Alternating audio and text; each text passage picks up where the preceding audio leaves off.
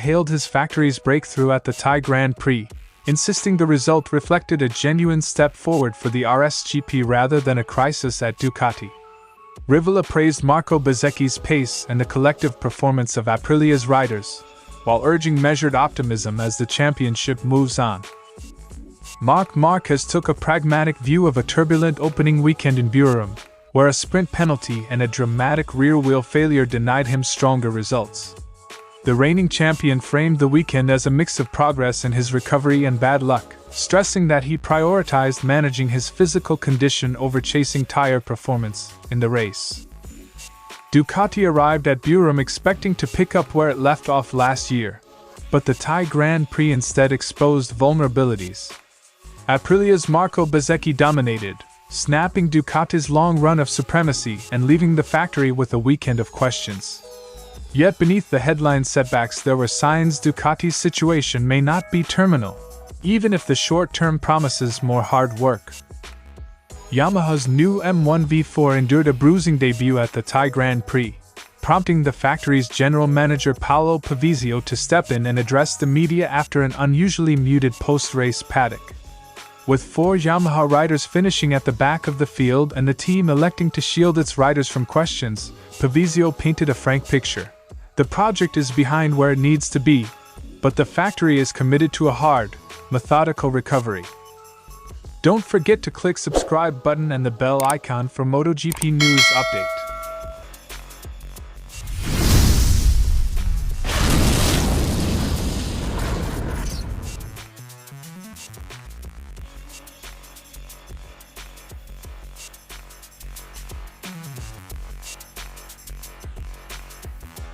Rivola underlined that Bezzecchi's dominance in Thailand was visible from the opening sessions.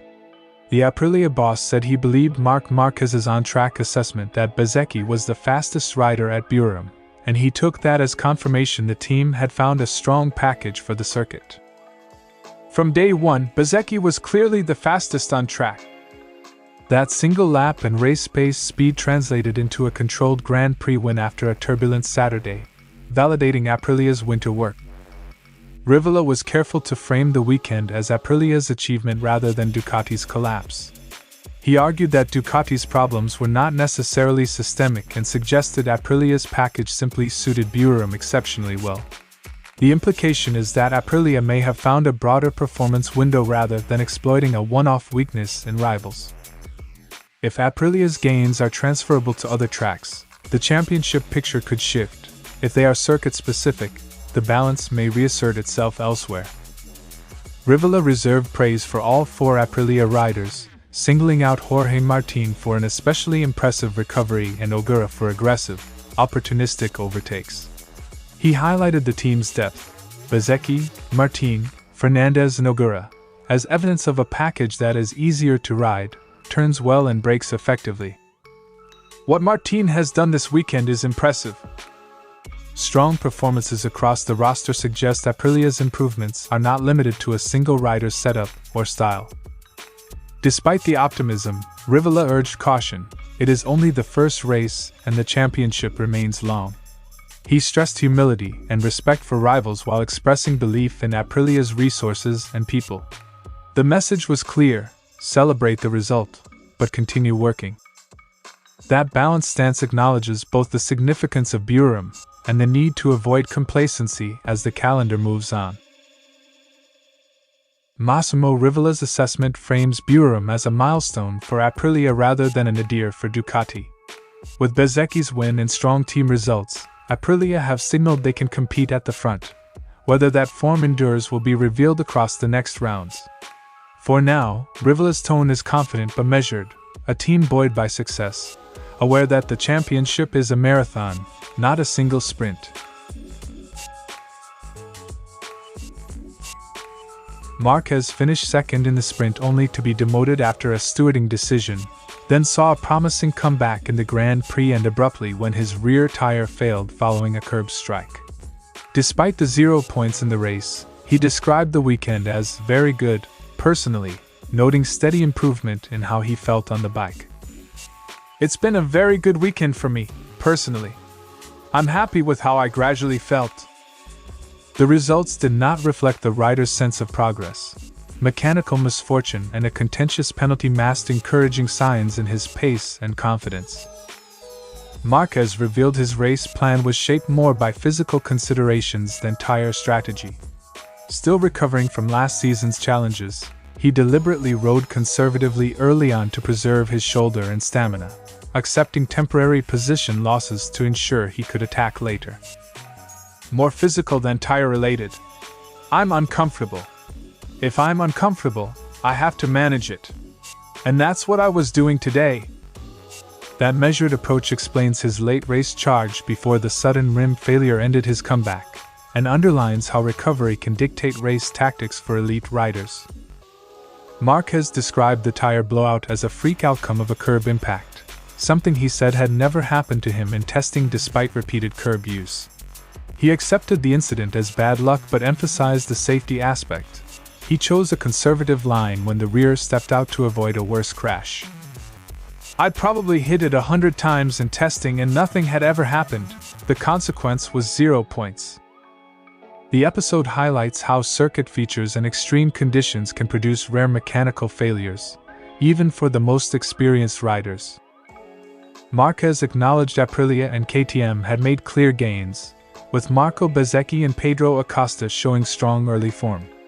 He resisted drawing broad conclusions from a single circuit, preferring to wait for Jerez to see whether Buriram was an outlier or a sign of a shifting pecking order. We have to chase them down. They've improved. You can ask me again in Jerez. That cautious stance reflects the champion's instinct to avoid overreaction and to let a longer sample of races reveal true competitiveness. Marc Márquez left Buriram with mixed emotions, personal progress and feeling and racekraft, but no points to show for it. His priority this season is clear: manage the body, pick the right moments to attack, and let results follow as fitness and reliability align. Buriram was a reminder that recovery and luck both shape a championship campaign, and Márquez's measured outlook suggests he will let the next rounds provide the fuller picture. Winter testing suggested the GP26 had taken a step forward. Strong lap times and confident riders fed expectations of another dominant season. Those impressions evaporated at Buriram, where Ducati struggled for single-lap pace and race rhythm. The contrast between test form and race behavior was stark and uncomfortable for a team used to converting testing advantage into race results. Tests are controlled environments. Race weekends expose tire life, heat, curbs and traffic, and Ducati found the combination less forgiving than anticipated. Marc Márquez's dramatic retirement with a rear-wheel failure was the most visible symptom of Ducati's weekend woes. A curb strike at turn 4 damaged the rim and caused an instantaneous loss of pressure, ending what had been a promising recovery drive. The failure was a freak, high-profile mechanical issue rather than a straightforward tire puncture, but it robbed Ducati of a likely podium and amplified the sense of a team on the back foot. Mechanical misfortune can mask deeper performance questions, but it also represents a discrete problem that can be analyzed and fixed. Aprilia's RSGP looked coherent across the weekend: strong single-lap speed, race pace, and tire management. Bezzecchi's controlled Grand Prix, building an early gap and managing critical tire wear, underlined that Aprilia's winter work translated to race conditions. KTM's Pedro Acosta also showed pace, meaning Ducati faced a two-front challenge rather than a single rival. When multiple manufacturers improve, the margin for error shrinks. Ducati's test advantage was not enough to paper over race day realities. Despite the headline setbacks, there were encouraging elements. Márquez's late race charge before the rim failure suggested the rider and bike still possess race-winning potential. Other Ducati riders showed competitive stints, and the rim failure itself was an unusual, non-systemic event. Those factors mean Buriram could be an outlier rather than a season-defining shift. Distinguishing between a one-off weekend and a structural decline is Ducati's immediate task, and it's one the team has the resources to tackle. Ducati faces two parallel jobs: diagnose and rectify the rim/curb vulnerability, and understand why the GP26 behaved differently in race conditions compared with testing. The team must also respond to rivals whose packages appear more forgiving on tire life and corner entry. Expect intense data analysis, setup revisions, and targeted testing before her race. The championship is long, but early momentum matters. Ducati's response in the next rounds will determine whether Buriram becomes a temporary setback or the start of a deeper challenge. Buriram was a wake-up call. Ducati's dominance is no longer guaranteed and rivals have closed the gap. Yet the weekend's most damaging moments were a mix of bad luck and setup mismatch rather than an irreversible collapse. The coming races will show whether Ducati can convert its testing promise into race resilience, and how quickly it can turn pain into progress.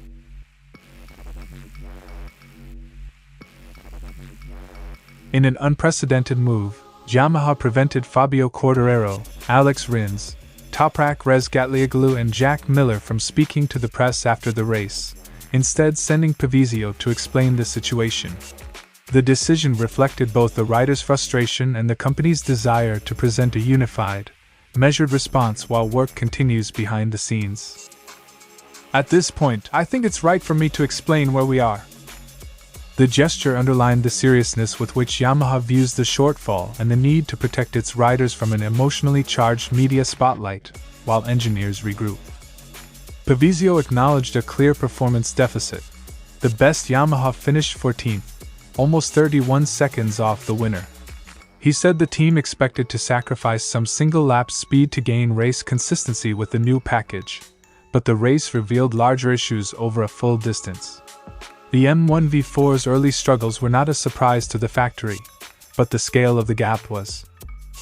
We're at a point where we can see the gap between us and the fastest, and we have a mountain to climb. The message was blunt: development will be incremental and hard-won, and immediate fixes are unlikely to erase the deficit overnight. Pavizio outlined a pragmatic plan. Important new parts are on the way, but they will be introduced in Europe rather than immediately at the next flyaway rounds. That phased approach reflects logistical realities and a desire to integrate upgrades into a controlled testing and race program. Yamaha's leadership, including the company president, traveled to Buriram to show corporate backing for the project. Important new parts will arrive, but we will incorporate them in Europe. The timeline signals that Yamaha expects meaningful progress by the European swing, starting with Jerez and the Spanish GP. Pavizio acknowledged the emotional strain on riders and staff, stressing that everyone is working 110%. He defended the temporary media blackout as a way to protect riders and allow the team to focus on technical work. The tone was one of accountability and collective effort rather than excuses. That combination of candor and corporate support aims to steady a team under pressure and reassure stakeholders that Yamaha will respond methodically. Yamaha's Buriram weekend was a sobering reality check. The M1V4 project is behind the leaders and will require sustained development. Paolo Pavizio's intervention framed the situation honestly: no quick fixes, a clear plan for parts, and a commitment to hard work. The coming European rounds will be the first real test of whether Yamaha's recovery plan can close the gap or whether the team faces a longer rebuild. Thanks for watching ZNGP Today, and this is your Moto GP news update. And see you next time!